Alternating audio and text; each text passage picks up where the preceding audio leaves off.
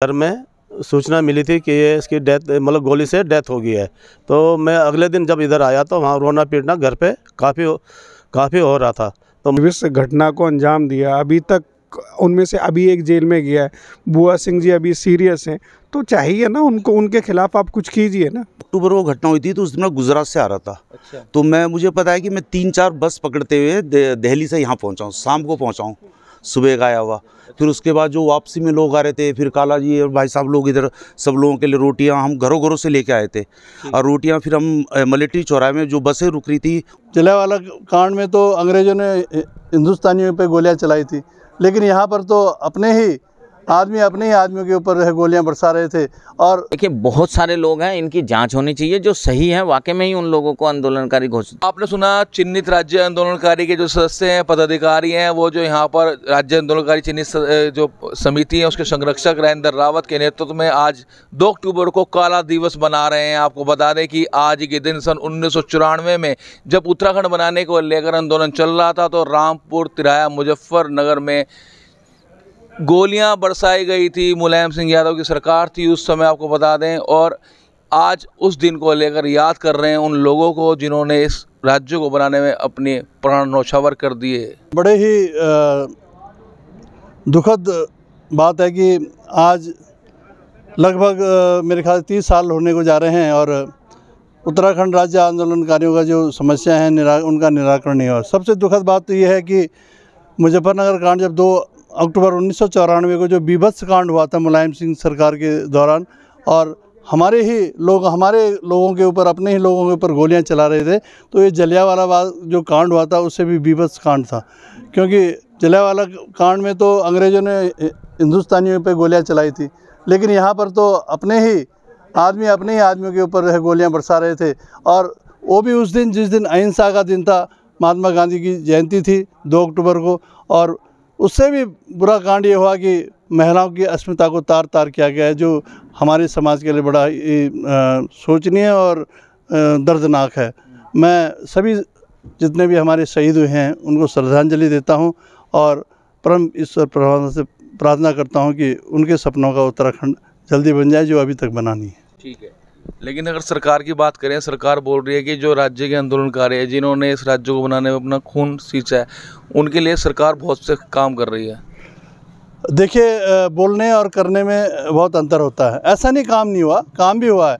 हमने भी जब उत्तराखंड आंदोलन के दौरान हम लोग सड़कों पे थे, हमने कभी नहीं सोचा था कि हमें किसी चीज़ की डिमांड चाहिए। हमें तो ये चाहते थे कि हमारा जो राज्य है वो खुशहाल हो।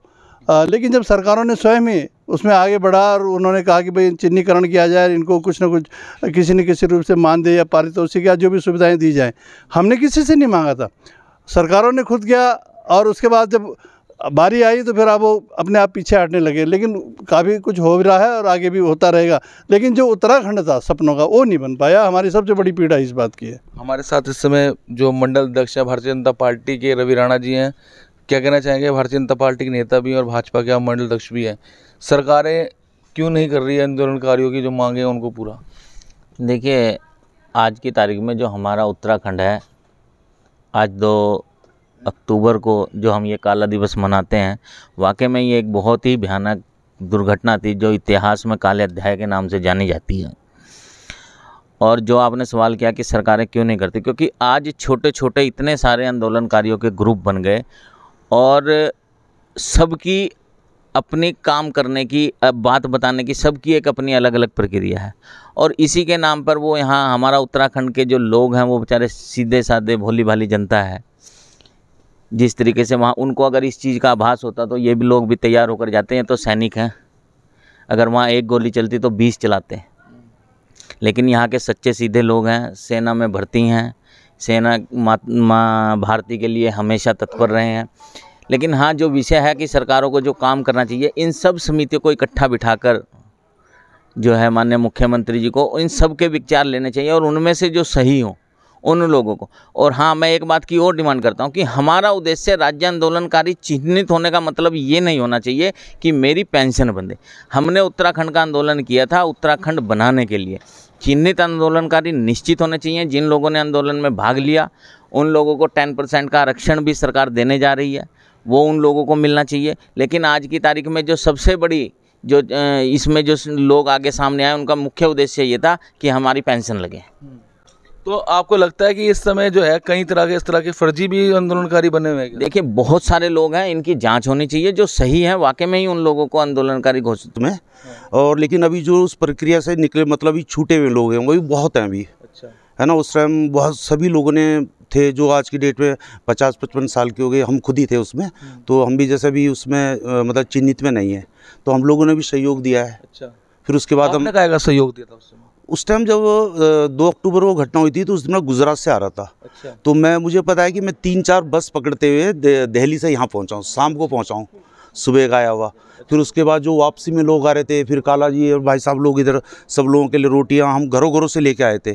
और रोटियां फिर हम मिलिट्री चौराहे में जो बसें रुक रही थी उनको हम मतलब दे रहे थे, और पेड़ों के पीछे छुप रहे थे क्योंकि उस टाइम कर्फ्यू लगा हुआ था। तो हमारे साथ हेमंत जी भी हैं, क्या कहना चाहेंगे? बोल रहे सरकारें काम कर रही हैं, सरकारें आगे भी काम करेंगी और जल्द ही आरक्षण का भी लाभ लाने वाली है जो आंदोलनकारी उनके लिए। देखिए, सरकारें कर रही हैं। देखिए, वो उन्होंने जो इससे पूर्व जो वक्ता ने कहा कि अलग अलग संगठन अलग अलग डिमांड कर रहे हैं। देखिए, मूल वही था कि पहला हक, पहला जो अधिकार है उत्तराखंडियों को मिले, वो तो नहीं हुआ ना। सरकार जानती है। देखिए, कोई कितने भी संगठन बन जाए, मगर सरकार को पता है ना लोगों को क्या देना है। अभी तक मान लीजिए जिन्होंने 1994 की इस विभत्स घटना को अंजाम दिया, अभी तक उनमें से अभी एक जेल में गया है, बुआ सिंह जी अभी सीरियस हैं। तो चाहिए ना उनको, उनके खिलाफ आप कुछ कीजिए ना, वो वाली बात है। निकी जी, उत्तराखंड बनाने का उद्देश्य क्या था मालूम है आपको? उत्तराखंड जब इसकी मांग उठी थी तो उस टाइम यहाँ पर बहुत बेरोजगारी थी। यहाँ पे कोई भी ऐसा पहाड़ में, पर्वतीय क्षेत्र में सड़कों का, स्कूलों का, सब चीज़ का बुरा हाल था। और अब तो काफ़ी सुधार आ गया है उसमें। लेकिन सरकार तो कर रही है काम, उनके साथ हमें भी जो आंदोलनकारी हैं, जो यहाँ की जनता है, उनके साथ मिलकर हमें भी आगे इसको बढ़ाने का काम करना चाहिए ना। और इसके अलावा जैसे आंदोलन चला था 2 अक्टूबर का, तो हम भी 2 अक्टूबर को रामपुर तिराहे में थे। तो हम भी कई गोलियां लगी लोगों को, हम भी उनको निकाल के लाए। उसके मेरे ख्याल मेरे हाथ में खून भी लग गया था, कमीज में खून लगने के बाद मेरे घर में सूचना मिली थी कि ये इसकी डेथ, मतलब गोली से डेथ हो गई है। तो मैं अगले दिन जब इधर आया तो वहाँ रोना पीटना घर पे काफ़ी हो रहा था। तो मुझे देख के फिर थोड़े से उनमें हाँ 1994 है ना, 94 की बात है। फिर 3 अक्टूबर को यहाँ पे जो बेसम तिराहे पे जो कांड हुआ, जिसमें हमारे 4 आंदोलनकारी घायल हो गए थे, एक प्रकाश कांति भाई हैं, तो उसमें भी काफ़ी हमने मतलब हम सक्रिय रहे। मतलब सैनिक परिवार से भी भाग लिया इसमें? सैनिक परिवार से भी भाग लिया। हमारे दादा किसान होते थे, पापा हमारे सैनिक परिवार से आते हैं, तो हमने हर जगह मतलब इसमें भाग लिया आंदोलन में। उत्तराखंड